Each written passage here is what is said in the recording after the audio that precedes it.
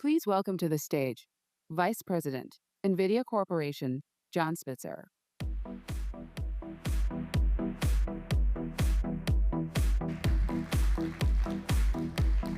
Good morning. Thanks for being here. My name's John Spitzer. I head up a team called Developer and Performance Technology at NVIDIA. We cover a lot of different things. There's like everything from being the technical liaison between NVIDIA and game developers worldwide. We have a first-party game studio, if you will, called NVIDIA Lightspeed Studios, where we don't really do games, but we do demos. All of the materials and the assets that you'll see in the demos next week at GTC are largely done by our team.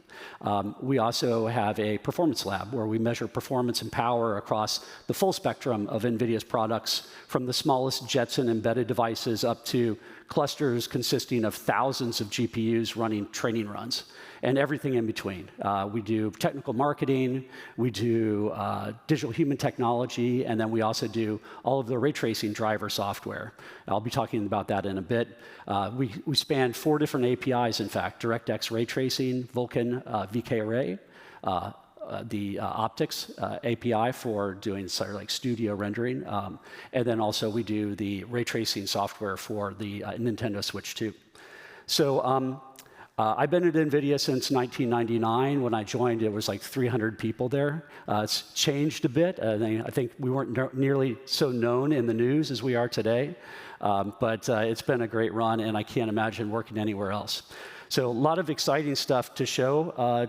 Let's see, where are we? Yeah, we're on the next slide already. So I'm going to be talking about a lot of things today, and I'm super excited. So you guys probably know us best because we are building the hardware, right? So gaming GPUs, not only for GeForce PCs, but also for Switch and Switch 2.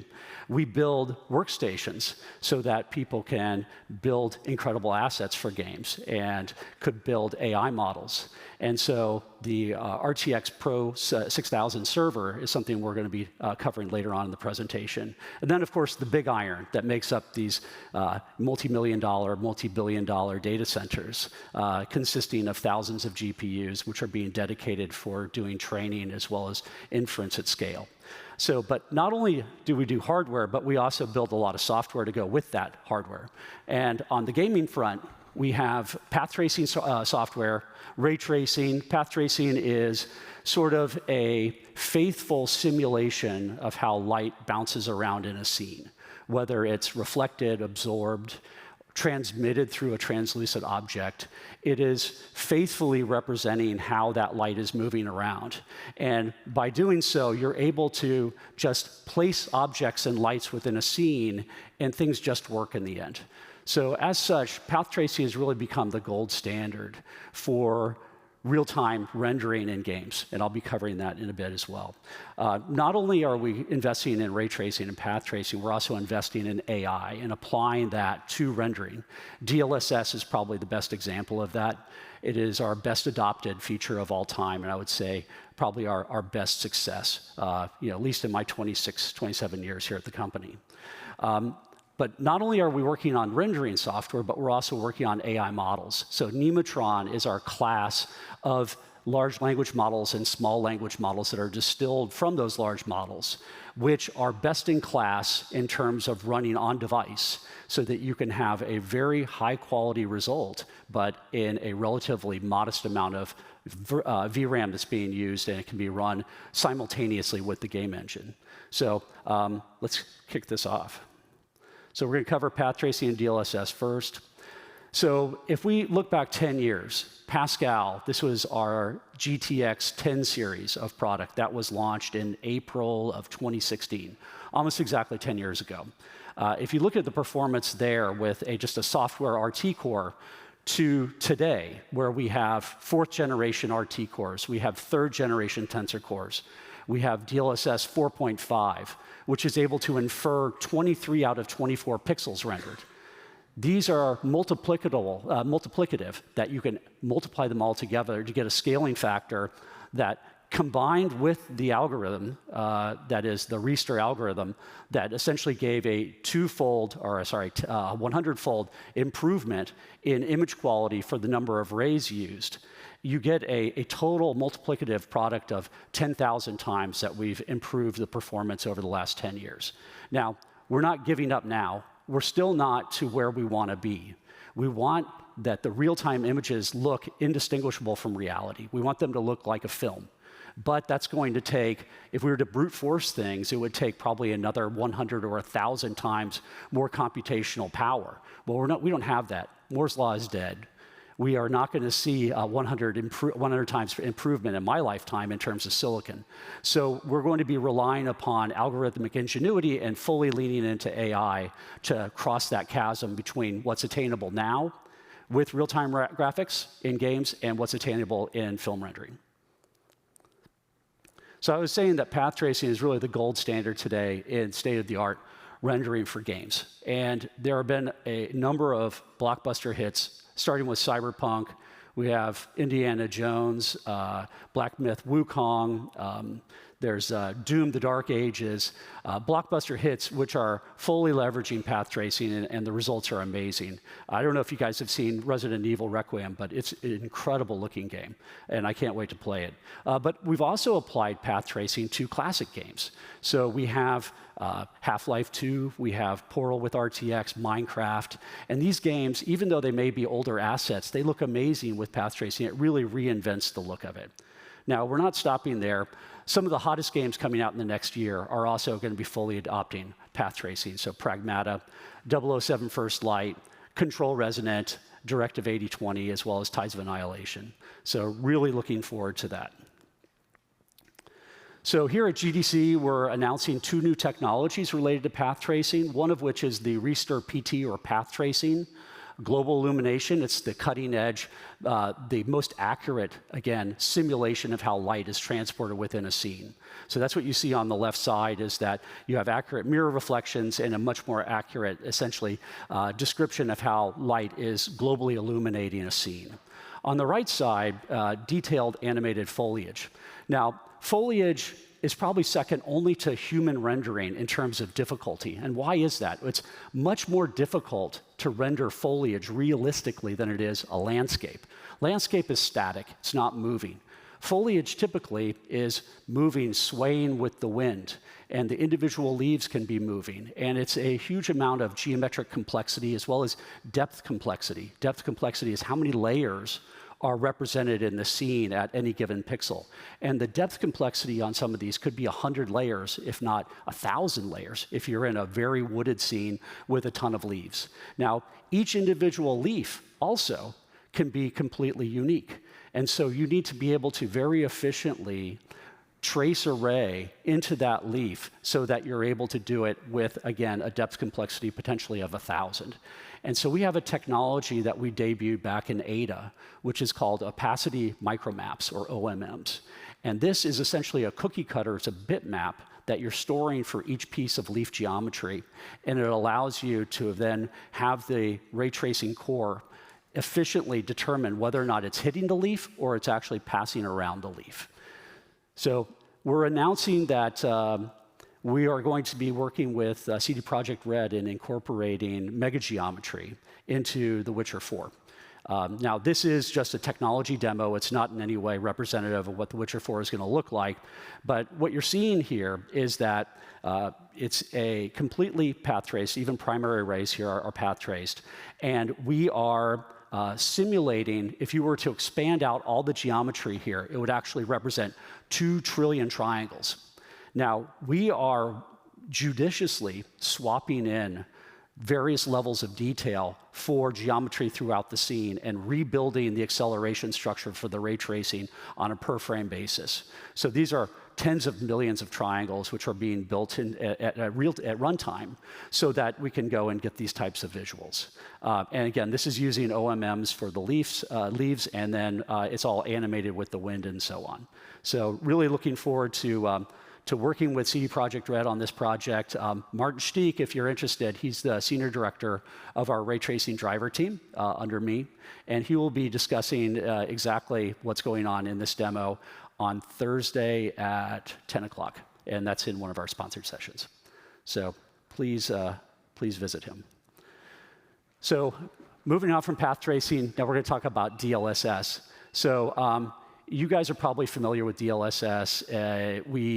It had a sort of a shaky start, to be perfectly honest. It was little more than a research project when we announced it.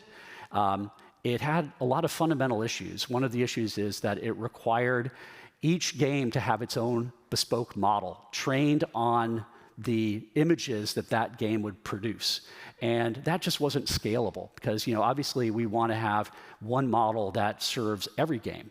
And so we waited until the ADLR team, this is the Applied Deep Learning Research team, headed by Brian Catanzaro, who, by the way, will be speaking here at 1:30, so please come back to see him speaking on a panel. But ADLR really pioneered DLSS2 into a single model that could apply to any game. And from that point, we really saw a huge increase in the amount of adoption. DLSS is the most widely adopted technology that we've ever had. And it's actually used more than any feature that we've ever released. Over 90% of gamers enable DLSS when they play games. So it's incredible. And we have almost 800 games supported. Now, in this graph here, you can kind of see the lavender or the pink. This is what we call super resolution alone. So this is like just upscaling the image from either 2x or 4x.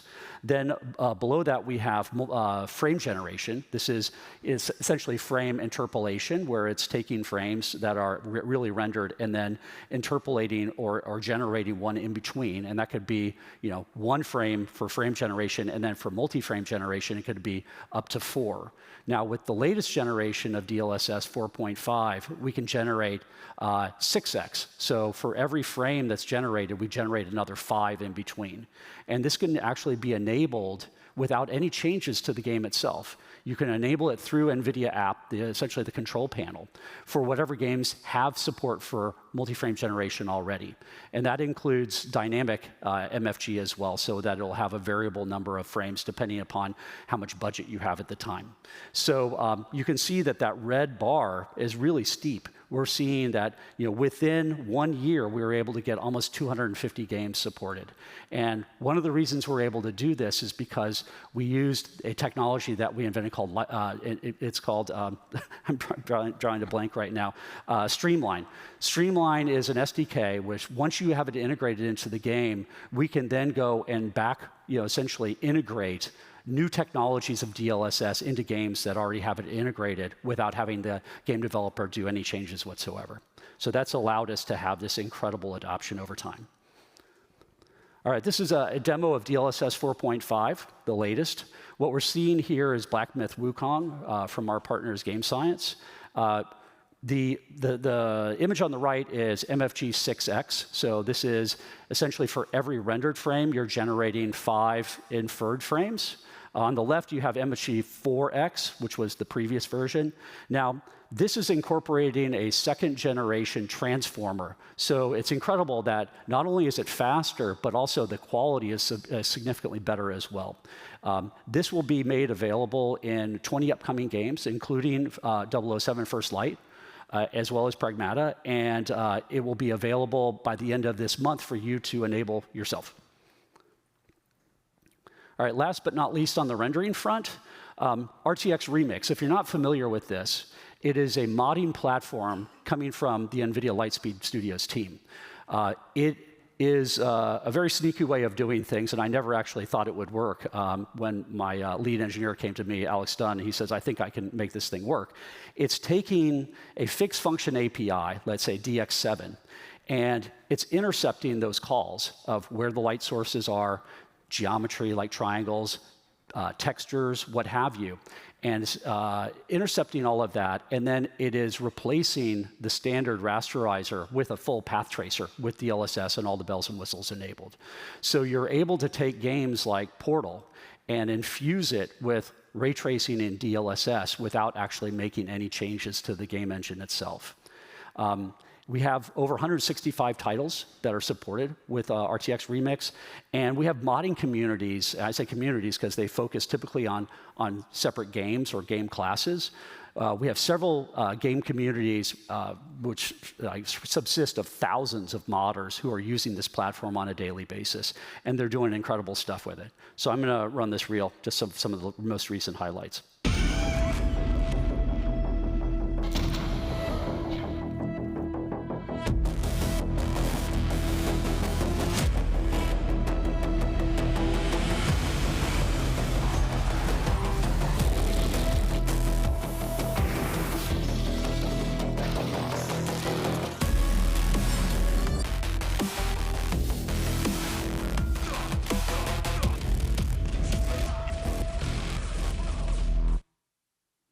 Yeah, it's incredible to me that old games like this can really find a new life with all this new rendering technology.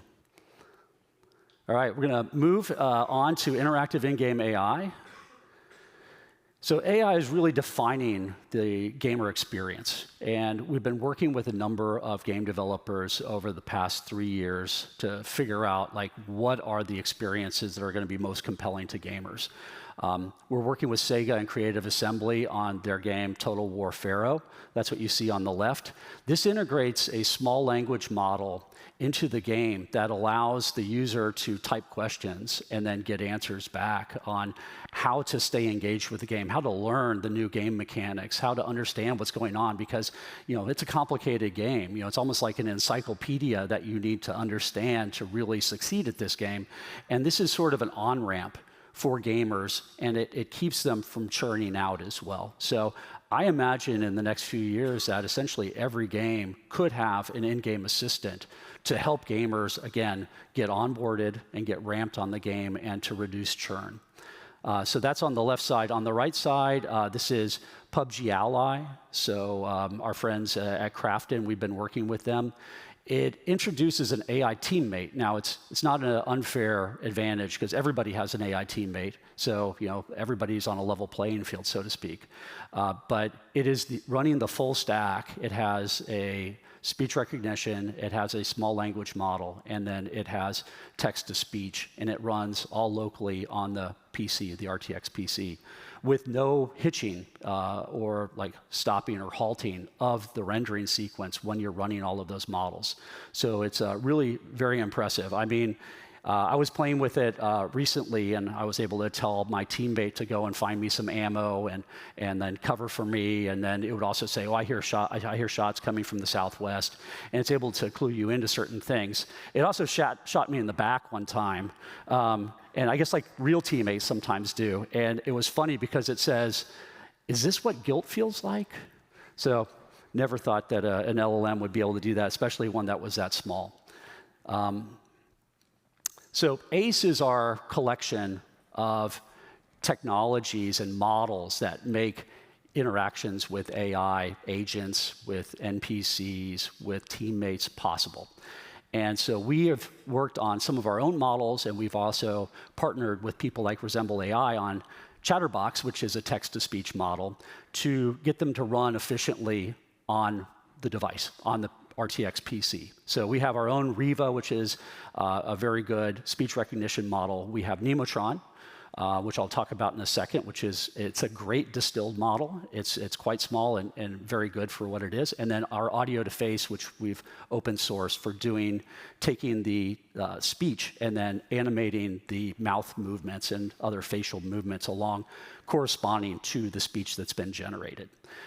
This all is within 6 gigabytes of RAM. Now, we of course want it to be even smaller than that, but it makes it possible that people can have this experience with a RTX PC.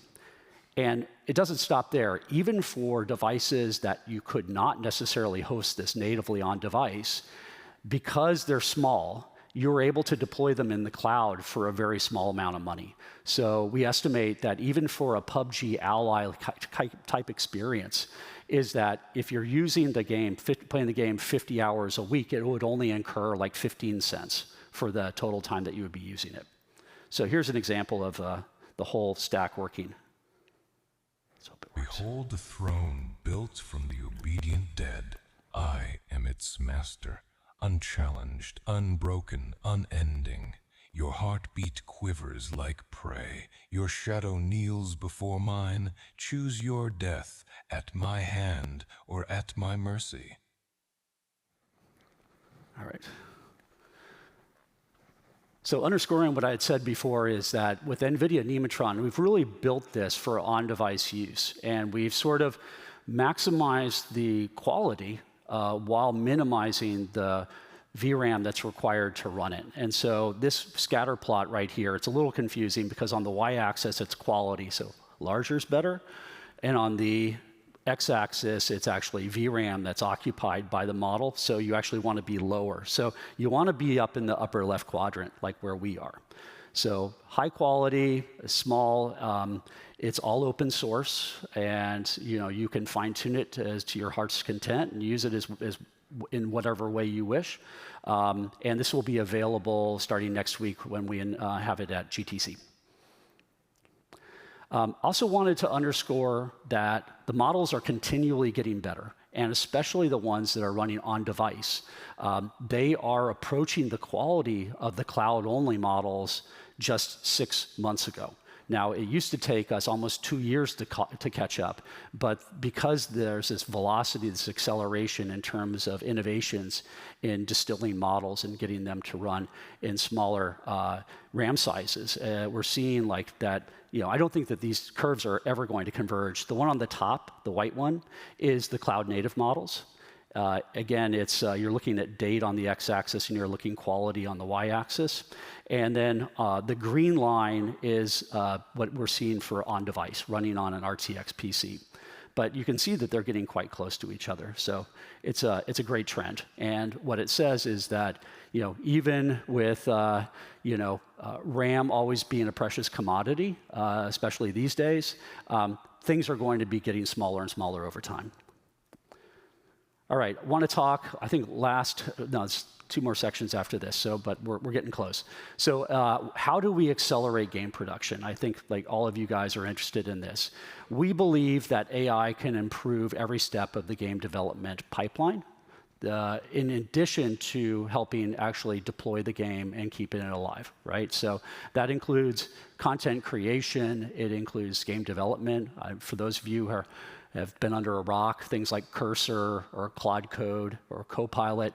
These are really reinventing how software engineering is being done. And it's going to have multiplicative improvements in software development.